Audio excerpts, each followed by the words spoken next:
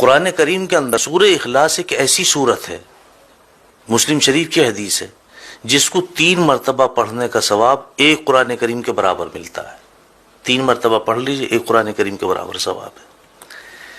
اور ایسی بابرکت سورت ہے یہ کہ جب کفار مکہ نے میرے مصطفیٰ صلی اللہ علیہ وسلم سے برابر مطالبہ کرتے رہے آپ کے اللہ کا حسب نامہ کیا ہے، آپ کے اللہ کا حسب نامہ کیا ہے، تو یہ سورت نازل ہوئی کہ لو یہ حسب نامہ ہے اللہ کا۔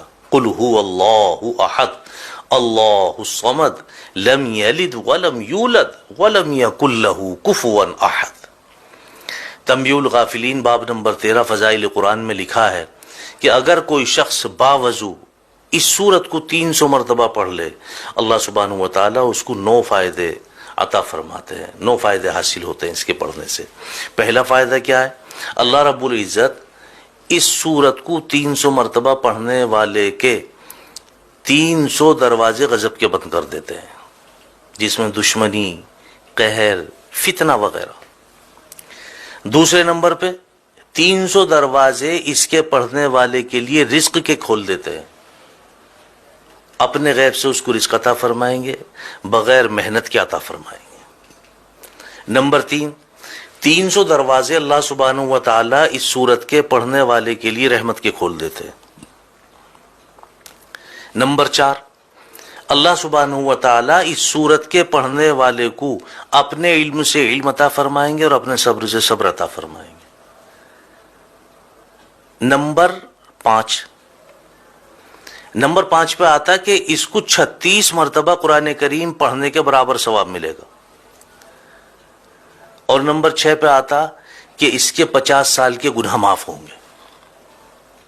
300 مرتبہ پڑھنے کی فضیلت ہے یہ، اس کے 50 سال کے گناہ بھی معاف ہوں گے۔ اور نمبر 7 پہ آتا کہ اس سورت کے پڑھنے والے کے لیے اللہ سبحانہ و تعالی جنت میں 20 محل بنائیں گے، اور ہر محل جو ہے وہ یاقوت اور مرجان کا ہوگا، اور ہر محل کے جو دروازے ہیں 70,000 ہوں گے۔ اب آپ اندازہ لگائیں، جس محل کے دروازے 70,000 ہوں گے وہ محل کتنا بڑا ہوگا؟ اللہ اس پہ یقین نصیب فرمائے، وہ محل کتنا بڑا ہوگا۔ مزید اس سے آگے چلیں آپ، نمبر 8 پہ اللہ سبحانہ و تعالی اس سورت کے پڑھنے والے کو 2000 رکعت نفل پڑھنے کا ثواب عطا فرمائیں گے۔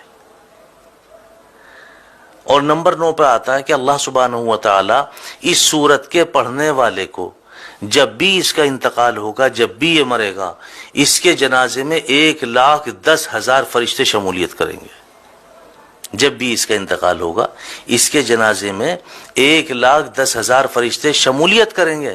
اور 10ویں نمبر پہ آگے فرمایا، حالانکہ 9 نمبر ہیں لیکن 10ویں نمبر پہ بھی اس کی وضاحت کی ہے کہ اگر کوئی شخص ہر نماز کے بعد 10 مرتبہ اخلاص کے ساتھ سورہ اخلاص کو پڑھ لے، لفظ اخلاص بھی یاد رکھیں، اخلاص کے ساتھ، یقین کے ساتھ، اعتماد کے ساتھ، عزت اور عظمت کے ساتھ 10 مرتبہ سورہ اخلاص پڑھ لے ہر نماز کے بعد، اللہ سبحانہ و تعالیٰ کے اوپر اس بندے کی مغفرت واجب ہو جاتی ہے۔